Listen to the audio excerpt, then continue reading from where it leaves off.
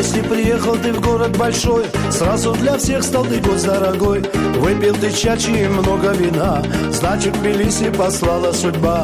Выпил ты чачи и много вина, значит, в Тбилиси послала судьба.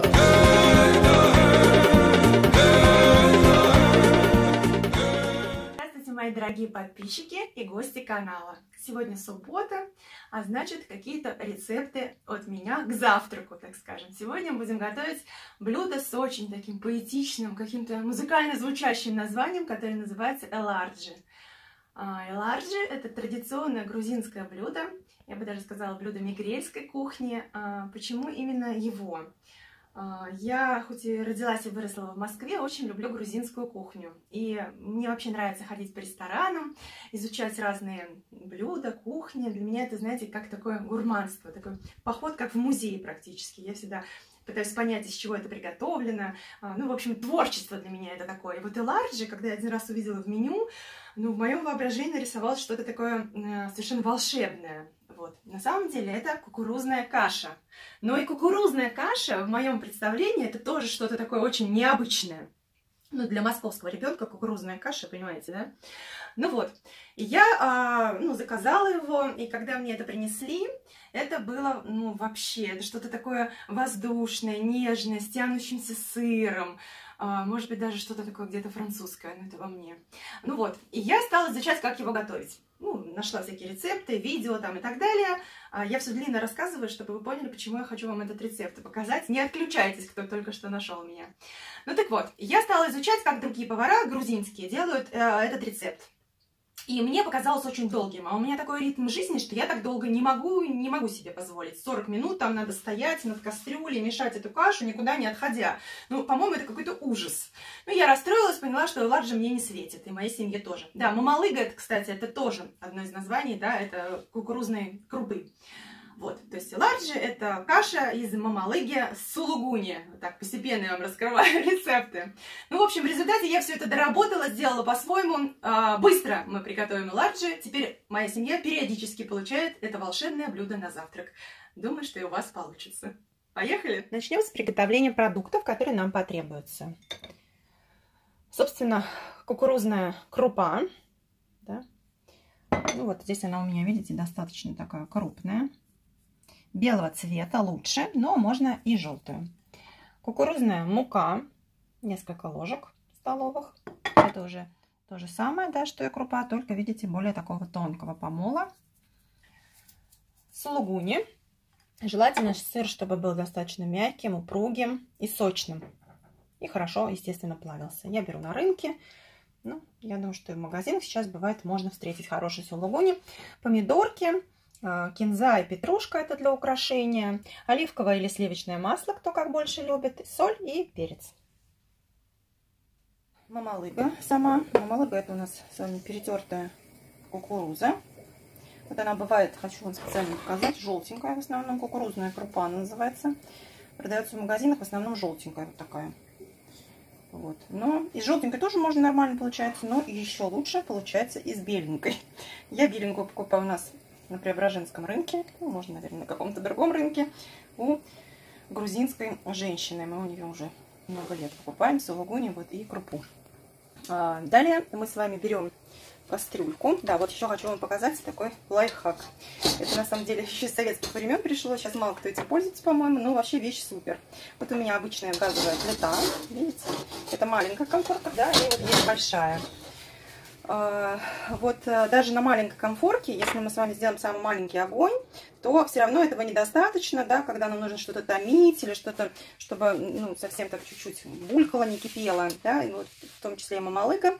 Вот чтобы уменьшить еще огонь, используется вот такой металлический рассекатель, он продается в обычных хозяйственных магазинах.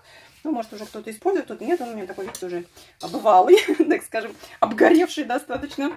И на нем вот еще очень хорошо варить каши и бульоны, они не пригорают даже в обычных кастрюлях. Итак, мы на рассекатель ставим нашу кастрюлю, в нее мы высыпаем нашу мамалыгу. Вот у меня стакан, и на стакан нужно налить сразу 4 стакана, ну вот таких же вот, в какой емкости вы делаете, да, ей отмеряете, то есть это там у вас чашка, граненый стакан, в общем, объем плюс 5 таких же, 4 таких же объема, говорилось, 4 таких же объема воды вы сюда наливаете, и далее помешивая иногда, ну, в общем, можно так много прям ей времени не уделять, чтобы она у нас закипела. Поскольку огонь у нас маленький за счет рассекателя, видите, он там растекается в эти дырочки, то она быстро не закипит, она будет медленно кипеть. И далее я вам покажу, что будет.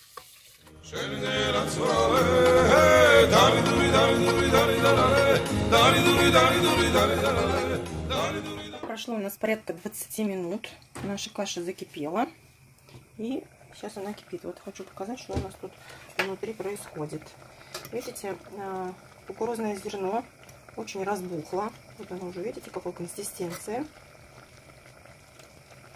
Вот, сейчас мы уменьшим огонь. Еще минут 10 она у меня вот так вот покипит под крышечкой. И я ее оставлю на ночь. У нас прошло еще 15 минут. Да, она у нас кипела на маленьком огне. Но даже, я бы сказала, не кипела, а скорее томилась. И сейчас мы ее с вами выключим. Вот смотрите, вот такая вот у нас получилась консистенция.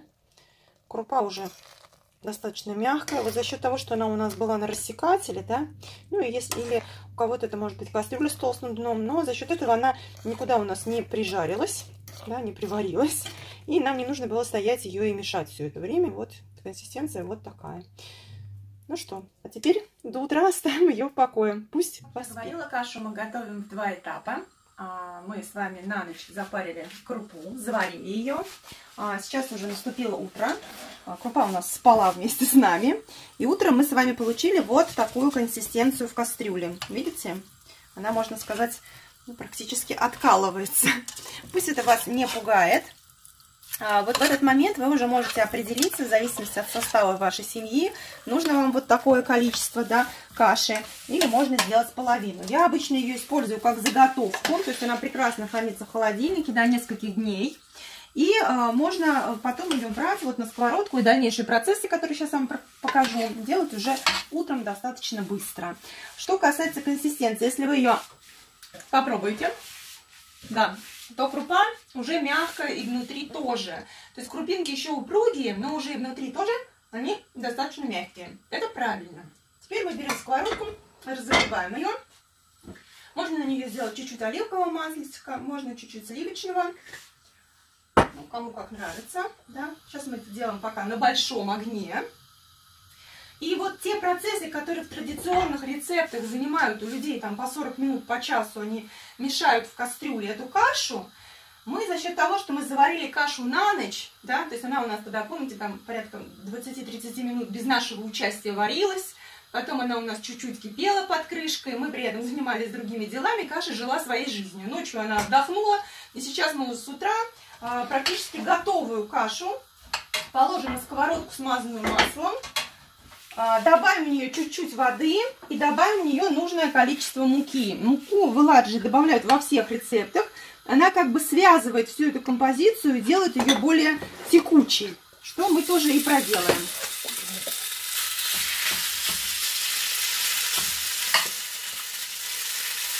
Так, еще раз напоминаю, что крупа у нас с вами кукурузная, да, она же мамалыга, и мука у нас тоже кукурузная. Вот я сейчас положу тот объем, который мне нужен для завтрака. Ну, в общем-то, как во всех таких национально-народных рецептах, да, и кухнях, все достаточно на глаз делается. И с опытом вам придет понимание, осознание того, сколько же вам на семью на завтрак нужно этой каши. Но блюдо действительно уникальное, очень вкусное. И чем еще мне нравится, тем, что на самом деле, заправляя эту кашу разными начинками, вы будете получать абсолютно разные по вкусу, но всегда очень сытные и вкусные блюда. То есть что можно еще сделать? Можно ее потом перемешать с жареным луком, с жареными грибами. Это прекрасный вариант для поста. Да? То есть в пост это прямо такая вкуснятина. Вот. Ну, мы сейчас с вами сделаем сулугуни. Вот видите, мы ее добавили в водички. Ничего страшного здесь не произошло. Она не расслоилась, как могут сказать приверженцы традиционного способа приготовления. Сейчас у нас эта водичка, вот видите, крупа наша разошлась в этой воде. И сейчас мы будем добавлять туда муку.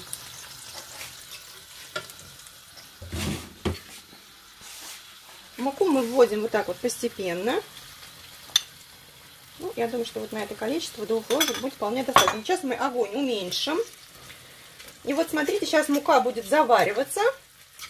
И мы будем получать ту консистенцию, которая нам нужна. То есть каша будет достаточно густая. И это правильно, так и должно быть. Ну вот мы перемешали, да, чтобы мука вошла в кашу. Так. Теперь мы оставим все это мероприятие на маленьком огне подышать. Можно накрыть крышкой. Наша с вами томится. Ну, весь этот процесс занимает 5-10 минут. А мы с вами в это время... пошел аромат кукурузы. Если кто-то любит кукурузу, то это вот прям ваше блюдо. Вообще класс. Итак, сейчас мы будем с вами подготавливать сыр и зелень, и потом мы введем сыр. А я пока хочу поделиться с вами своей радостью. Я очень мечтала о новых досочках для готовки. И мне кажется, что доски для женщины, вообще какие-то такие прибамбасики для кухни, это очень важно, это что-то такое тепленькое и душевное. Поскольку я дизайнер украшений, у меня самый магазин на ярмарке мастеров, то на ярмарке мастеров я нашла мастера, который делает деревянные доски. И давно о них мечтала. Он находится в другом городе. И, в общем, дети мне подарили на Новый год эти доски. Я бесконечно счастливая, поэтому сейчас мы с вами будем готовить вот первый раз на этих моих новых досочках. Кому интересно, предвкушает ваши вопросы. Я думаю, что многим такие захочется, просто никто найти не может их. Я вам в описании к видео напишу сайт этого умельца. Но доски вообще в вариантах приготовления сулугуни все натирают на терке. Честно говоря, мне это не очень нравится, потому что потом, когда вы вводите сыр, он там практически растворяется, ну, превращаясь, можно сказать, в такое молоко. Мне нравится все-таки, когда сыр чувствуется, и ну, когда он расплавился, тянется, но все-таки есть его кусочки. Поэтому сыр нарезаем мелко. Ну, здесь по большому счету не совсем даже важно, насколько аккуратно вы его нарежете, потому что он потом все равно весь расплавится. Вот, я кладу достаточно много сыра. Вот в ресторане, например, в котором я первый раз ела это блюдо, на мой взгляд, его там было даже слишком много. Ну, поэтому пропорцию сыра попробуйте. Опять же, это блюдо для тех, кто любит вот блюдо с плавленным сыром, да, где сыр тянется. Вот, я думаю, что даже нам вот так вот будет достаточно с вами. Вот, ну, нарезали сыр. И сейчас мы сыр будем вводить в кашу. В тот момент, когда мы с вами сыр введем в кашу, буквально еще 2-3 минуты, и наша каша будет готова. Поэтому, если вы еще не планируете накрывать стол, то заранее этого не делайте. Выключите кашу, отставьте ее в сторону, она постоит на сковороде, теплая, ничего страшного не случится. И когда уже вы будете готовы именно ее подавать, вот в этот момент лучше всего и ввести сыр. Ну, вот буквально его перемешайте, сулугуни очень быстро плавится, и можно будет уже сразу раскладывать. К вопросу о том, сколько нужно солить и нужно ли солить. Вот у меня сейчас сулугуни достаточно соленый. Да, мне кажется, что вообще не нужно уже будет больше ничего досаливать. И обязательно подходите серьезно к выбору сулугуни. Если есть возможность, то попробуйте. Сыр должен быть мягкий, такой упругий. Побольше делаем огонь. И начинаем замешивать. Вот смотрите, сейчас как только сыр разогреется, он сразу начнет плавиться.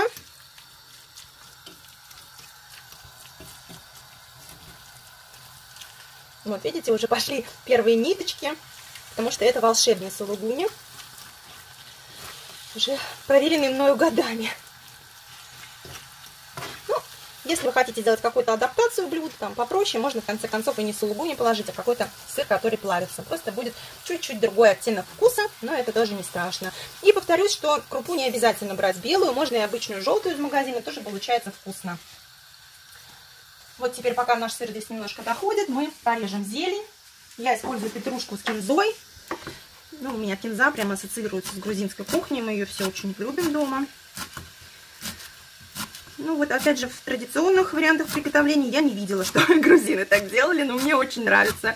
Каша становится какая-то веселая такая, свеженькая, с зеленью. И сочетание кинзы с лугуми, с кукурузной крупой. Ну, по-моему, все это очень-очень вкусно. Так, ну вот, смотрите, здесь уже все подогрелось. Сыр, видите, начал расплавляться. Каша дышит. Вот, видите, пошли эти ниточки. Вот какая она становится волшебная.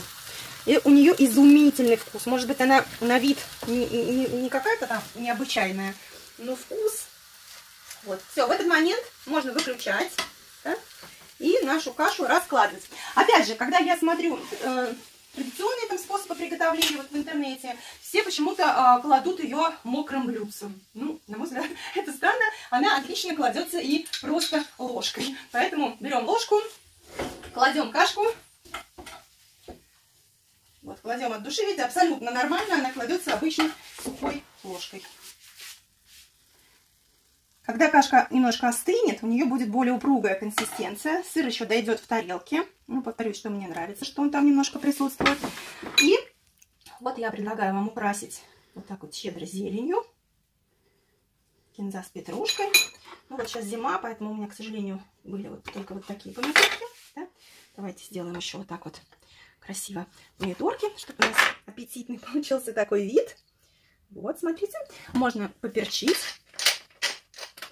И полить немножечко оливковым маслом или растопленным растительным, чтобы придать нашей каше еще большую сливочность.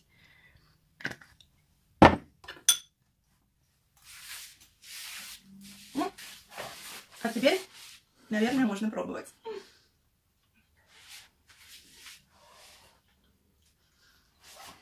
Ой, я так рада, что я решила вам этот рецепт показать. Спасибо, что были со мной. С вами была Таша Муляр. Знаете, такая самая большая радость для владельца канала, когда подписчики.